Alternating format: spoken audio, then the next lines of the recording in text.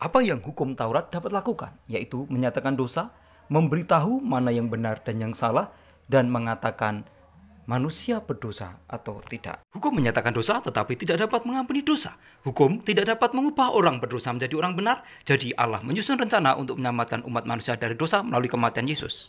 Kita mungkin sempurna dalam mentaati hukum dari sekarang, tapi kita tidak bisa bebas dari kutukan dosa-dosa masa lalu kita. Bagaimana Kristus dan hukum berkaitan? Apakah Yesus menghapuskan dosa sehingga kita bisa mengatasi dosa? Manusia dibenarkan hanya melalui kebenaran Kristus yang ditanggungkan kepadanya. Bapa menerima anak dan menerima orang berdosa melalui korban penebusan anaknya. Paulus menjelaskan perbedaan antara hidup di bawah hukum Taurat dan hidup di bawah kasih karunia. Dia menggunakan 3 contoh: baptisan, perbudakan, dan pernikahan.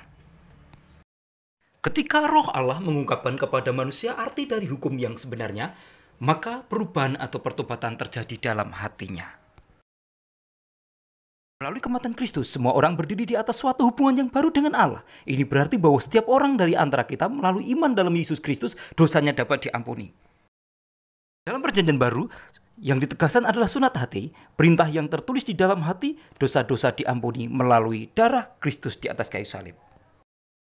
Tema tindakan keselamatan Allah, Bapa mengasihi dan memberi, serta mengutus Yesus mati, mengampuni dan membebaskan, serta memberikan hidup yang kekal. Allah mengasihi setiap manusia yang diciptakannya, kasih yang memotivasinya untuk memberikan dirinya dalam pribadi anak untuk menyelamatkan dunia. Seperti seorang gembala yang mencari dombanya yang hilang, Allah mencari kita dan dengan lembut membawa kita kembali ke kandang. Tuhan tak henti-hentinya berusaha untuk menarik kita kepadanya.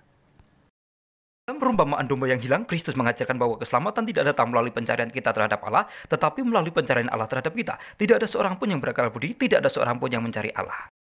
Manusia dapat diampuni hanya jika seorang manusia yang tidak berdosa mati untuk menggantikan tempat mereka, yaitu Yesus, Sang Putra Allah. Dosa memperbudak orang berdosa. Yesus adalah satu-satunya pembela sejati. Dia tidak pernah menjadi hamba dosa. Yesus senang untuk mengampuni dan membebaskan kita dari sebuah hukuman. Saat Yesus menjadi juru selamat kita, hidup kita memperoleh makna baru yang sepenuhnya dan kita bisa menikmati keberadaan yang lebih kaya dan lengkap, yaitu hidup yang kekal. Kristus telah mati untuk memberikan karunia hidup yang kekal kepada kita. Adalah cukup untuk membangkitkan dari hati kita rasa syukur yang paling tulus dan sungguh-sungguh kepada Allah.